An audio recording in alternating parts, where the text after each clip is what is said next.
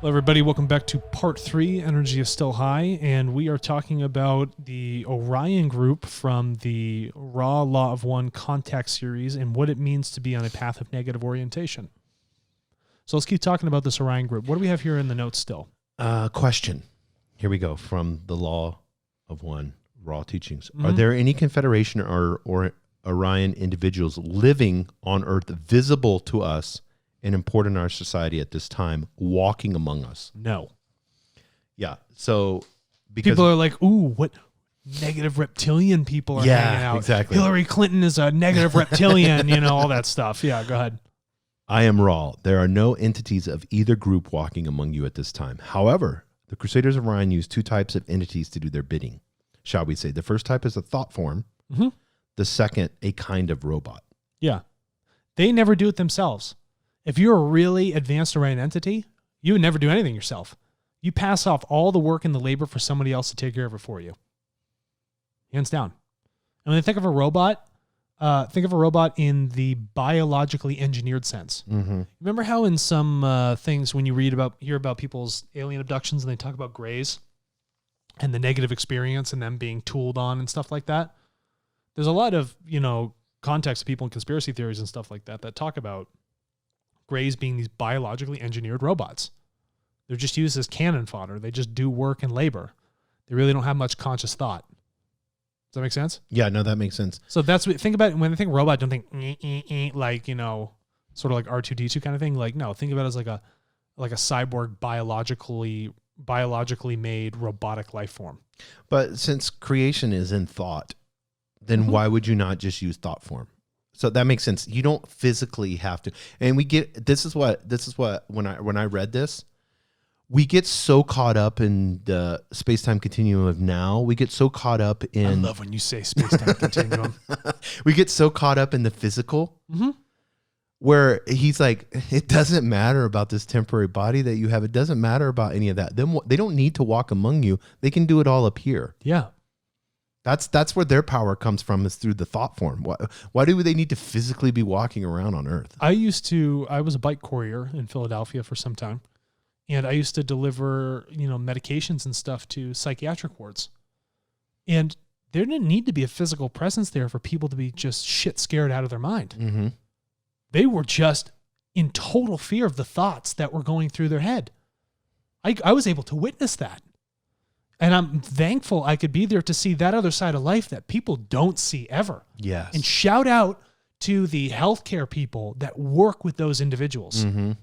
I mean, you're literally trying to elevate people that live in an unstable state of fear all the time, and they can't help themselves.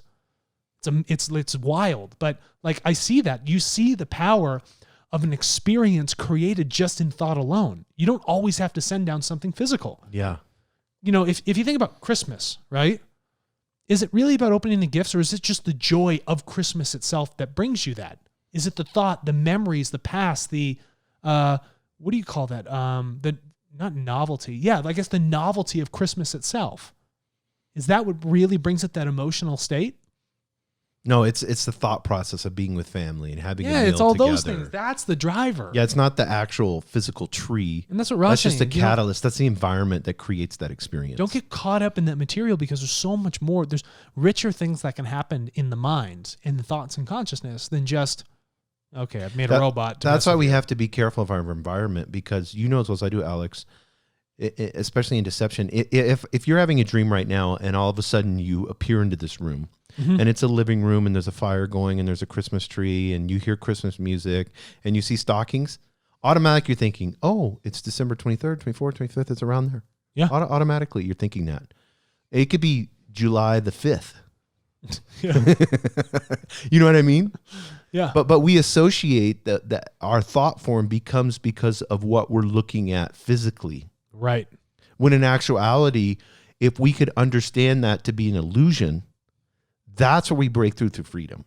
Yes, because now that's where we get into higher consciousness. You're not letting those things control. Right. Now you realize the power of your thoughts and working with those thoughts and disseminating what is truthful and what is not truthful. Because whether it's Christmas or not, you can have unity with family And that same feeling at Christmas, you can do that anytime. Why can't you do it all the time? Why does it have to be just Christmas? Yeah, exactly. Why do I got to wait for a space? I got to get Bing Crosby playing. Oh yeah, why do I got to wait for a space continuum of a white Christmas? Great. I don't know this for a fact, but I heard he used to beat his kids real bad. Yeah, I've heard all anger kinds issues. of stuff. Yeah. It's a bummer. Yeah, maybe he's Orion. Well, something to learn from that. Yeah. So he says this, Ross says this, you must recall that in negative thinking, there is always the pecking order, shall we say, and this is what I want you to talk about, and the power against power and separation. The power against power and separation. Do you guys remember the Cold War? Probably not. Maybe you did. It was in the 90s too. Early 90s. Gorbachev, take that wall down. It was one power against another. And how big are my nukes compared to yours? How did people feel? Fear all the time. Hide under the desk. It was a world completely driven by fear. And the pecking order was who had the bigger nuke, who had more resources, who could wipe out who faster. That's all it was. It was a complete idea of hierarchy all the time. And so when, just let's use this as an example here. When you look at companies that you're buying products from, look at their structure. Are they designed to have a pecking order? Does their culture actually ask for an inclusive input of everyone? Do they consider the people that interact with their product or services in total? Are they? That's when you can look at it, or you can say, wow, this is a pretty negatively oriented place. It wants to collect as much resources as possible. It only looks as people as something to take those resources from. That's that sort of idea of negative pecking order, power against power. Competition. I've done a lot of rowing in my life, okay, as a sport. And competition was always a huge part of my life, is how do I pin myself against the other? And it was always this weird schizophrenic kind of feeling because not only was I in a boat with 8 other people and we have to be in competition and more powerful than the other boats against us, but then I'm also in a boat that has a pecking order itself where I also have to be faster than the teammates that are sitting in the boat. I got to be in the lead seat. I got to be here. And it's this weird duality of pecking order that's happening both ways. And competition breeds that because competition breeds the other. And when we look at modern day finance or the American dream, it's all about breeding the other. It's all about hierarchy, social hierarchies in the workplace, hierarchies in the military. It's all about, defending against an enemy, being nationalistic, being the best country, having the strongest border. What do borders do? They separate. All of these ideas are around a power spectrum of power against power. It doesn't have an orientation of unity. That means our learning process here in the United States, if you're listening from here, is going to be much slower for us to evolve because we're disintegrating our own energy, taking this sort of Orion approach. We're living in this terrible spiritual entropy. It's chaotic. We cannot find focus in what we need to do because we're not in service to others. We're strictly in service to self. And our collective consciousness in the United States as a service to self-consciousness is one that will not drive us in an evolutionary stance to learn at the rate that we want or truly need to learn at, to prevent ourselves from driving us to ourselves to some sort of oblivion, like climate instability or another ice age. That sort of selfishness is hurting us. And we're going to find that certain people are going to live in that power spectrum, and they're the only ones that are going to save themselves.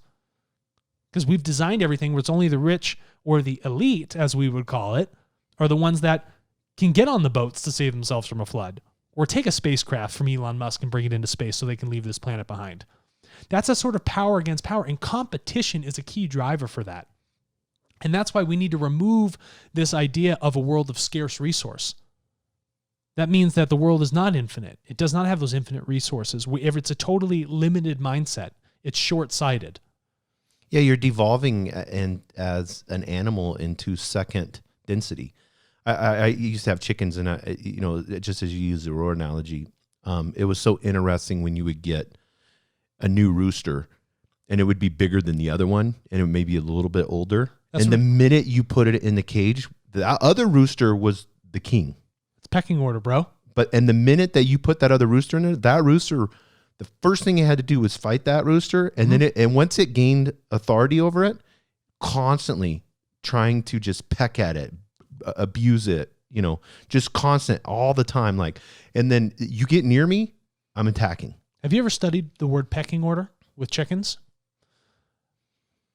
If I remember correctly, when you've reached the maximum of the pecking order, which is 51 chickens, 50 chickens to one rooster, or 50 hens to one rooster, if I introduce one more chicken into there, the entire pecking order falls apart.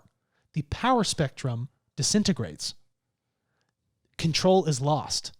And chickens know this innately, right? So when you look at that pecking order, if we live in that world of hierarchy and we continue to drive that and we give more power to one individual person rather than disseminate it equally, it's bound to fall apart. It's a fragile system.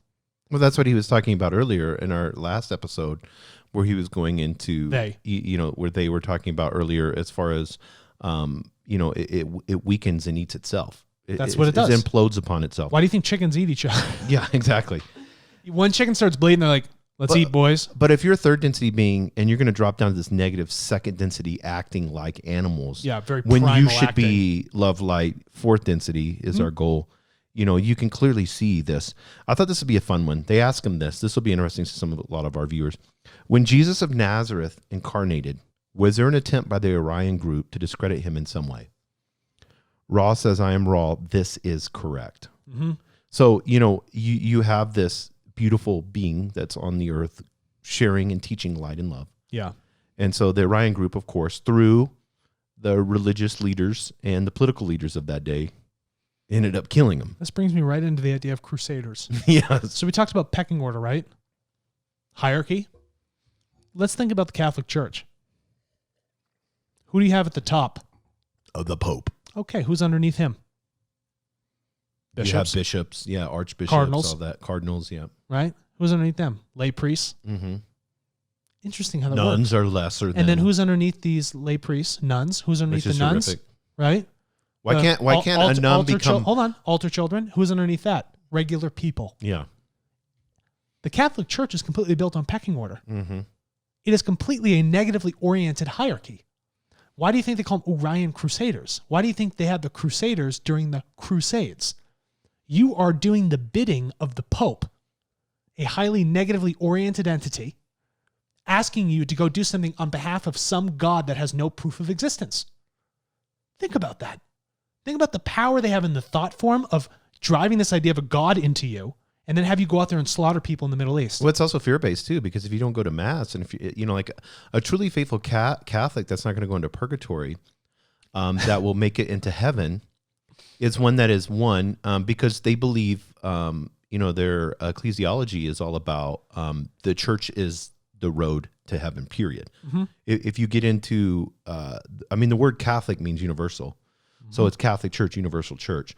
So their whole belief is that you have to do everything spiritually through the church. So that means if you look this up in Catholic teachings, if you're not going to every mass, if you're not giving to the church, if you're not following their rules, guidelines, you're gonna go to purgatory, and then you're gonna need your relatives to come and pay money to the church to get you out of purgatory and get you into heaven. Every time the coffer rings, a soul in purgatory sings. Yes. This is classic Renaissance and Reformation material. Yes. And it's still going on today in power, 2021. Control. It's Peter's pence. People still pay donations when they're at church to the pecking order of a hierarchy of a dude that was beheading people in Vatican Square. Literally giving money to the Nazis who were burning Jews and Polish people by the millions. Yeah. Slaughtering them. And now you see what this conflict in the Catholic Church with priests and altar boys, you're seeing that's just the pecking order displaying Think itself. about sodomy. And yes. Think about that whole issue with sodomy that was going around. Power. It's all about power spectrum for them. It's completely negatively oriented. I need people to realize that religion strips you of your free will. It does every time. Religion in no way, shape, or form is yes. positively oriented. It is dogmatic. Yes. It tells you how to think rather than you thinking for yourself. It asks you to believe and not search for the facts. It keeps you in a de-evolutionary state. I can't stress that enough. I want to get into wonders. You're pulling me off of the religion thing because I'm getting fired up. I'm about to flip this table. Question here. Within the wonders, the wanderers? Or the wanderers. Wanderers. Yeah, my southern accents. As they incarnate here, be high priority targets, shall we say, of the Orion group.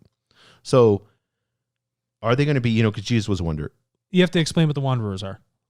Wanderers are people that were in the sixth density and chose to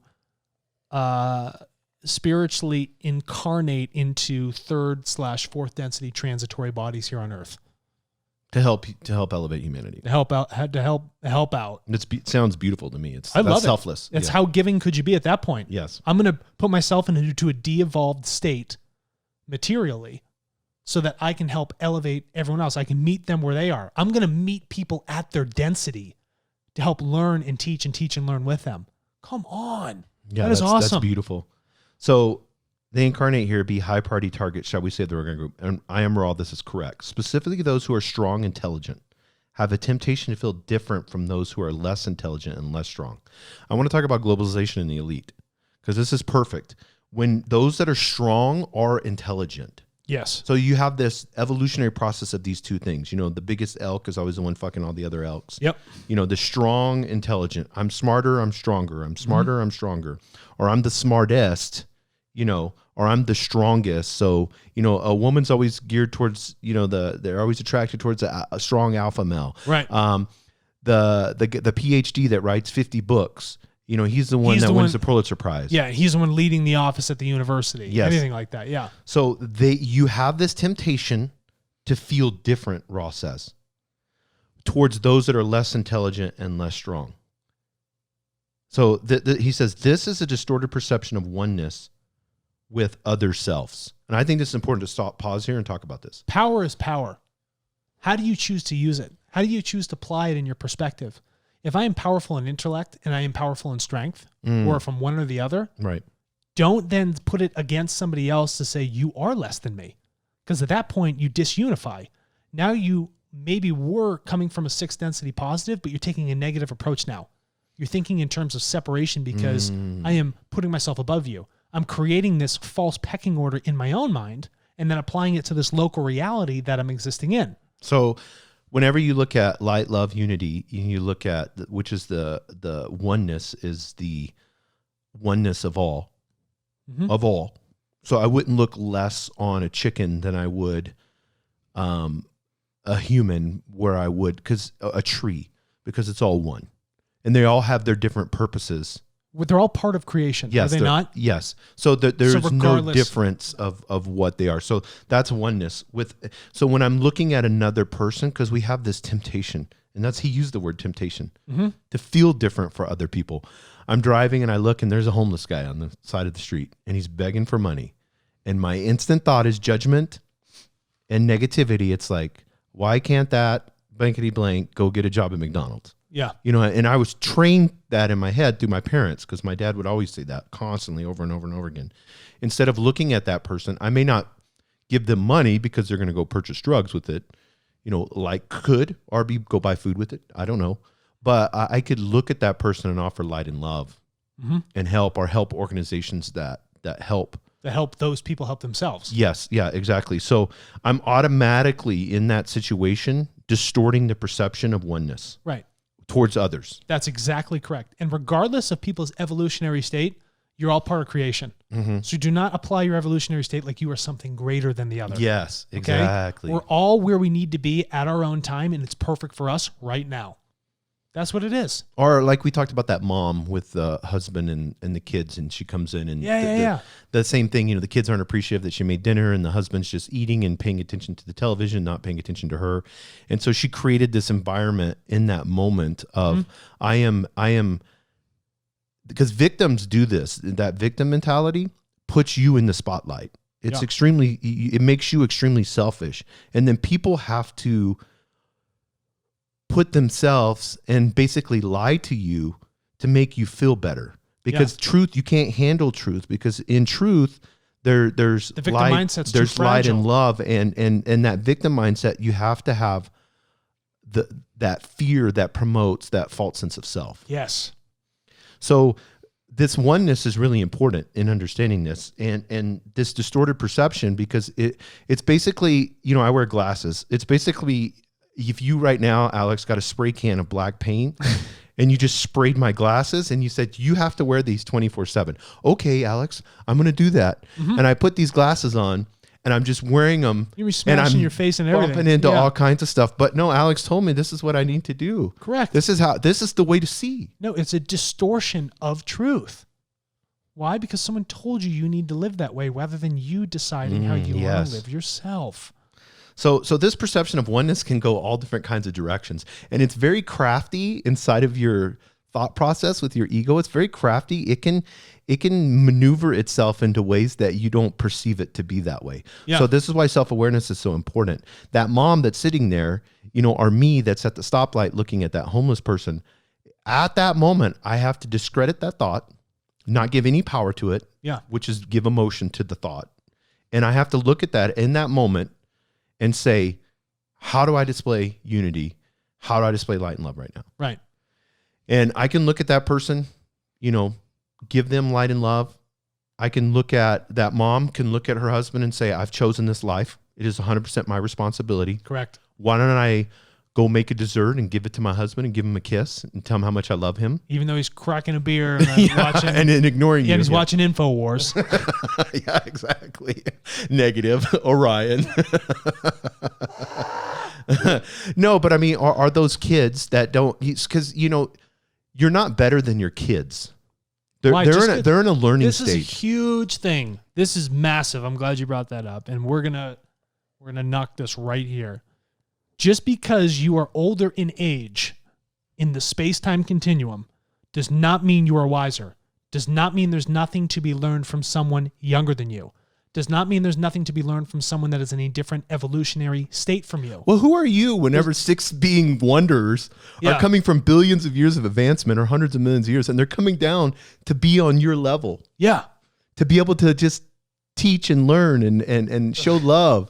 So why can't you, Jesus was a prime example. That's what he did. Ultimately he was a martyr, but in his teachings, it was always this one. His teachings were all oneness. If you just read Jesus' teachings. Why do you think the church was against him? He just totally demolished, wrecking balled the pecking order. The whole church hierarchy, priests, all that stuff. He's just ripping through the stone temples. It's even worse because they were under Roman law. Mm-hmm. They were a conquered people under Rome. Yeah. And he's like, the answer is not, because they were looking at him as going to be the next militia leader. He's doing miracles. So they're like, this is the guy that's going to bring us out of. All his disciples, the people that were around him, they were all constantly hammering this whole idea of, this is our new king. This is who we're going to be. Rome, F you. Right. And then he was looking at the disciples and he's saying, stop worshiping me.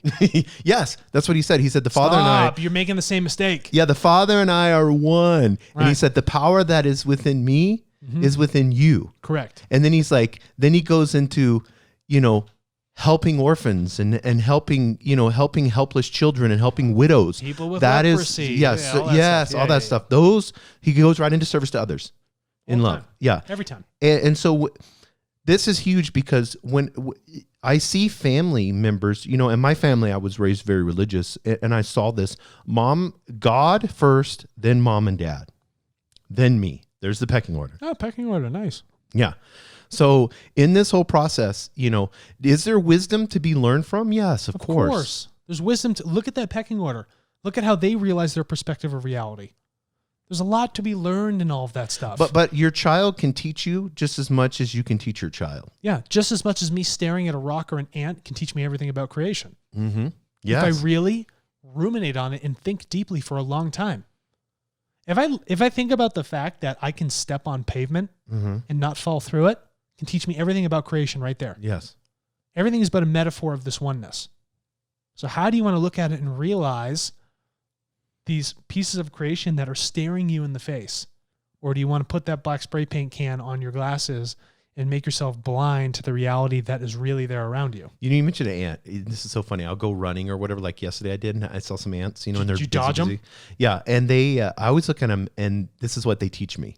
And this is how I say, because I'm kind of sarcastic with myself. Maybe that's not a good thing. But I'm like, okay, fucker, you need to get to work, Jason. Stop being lazy. Look at these guys. Because the ants are just like hustling all the time, bro. As a group. Like bees and ants. Yeah. So I can learn so much from them.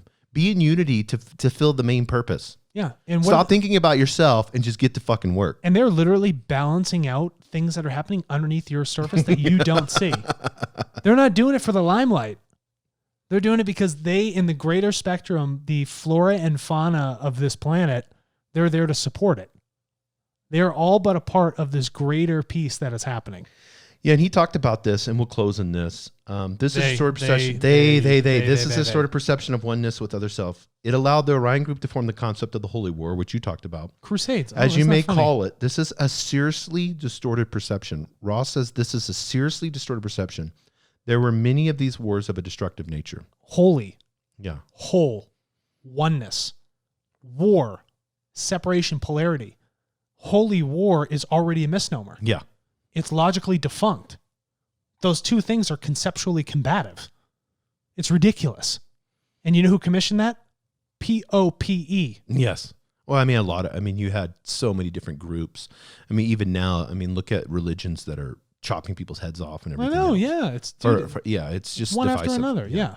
And he said, these were many of these wars of a destructive nature. But I love that he said, she, he, they, them, us. It is us, actually. Yeah, it is us. This is a seriously distorted perception. That means if you're going to take creational truth and just twist it and manipulate it into some sort of idea, some sort of philosophy, it is so far away from the coherent path. It is just deeply entrenched in entropy, and it's going to have a hard time getting out of it. So, love light, all is one, learn, teach. What else Teach, can learn. we say? Yes. I don't think there is anything else to say. We're out.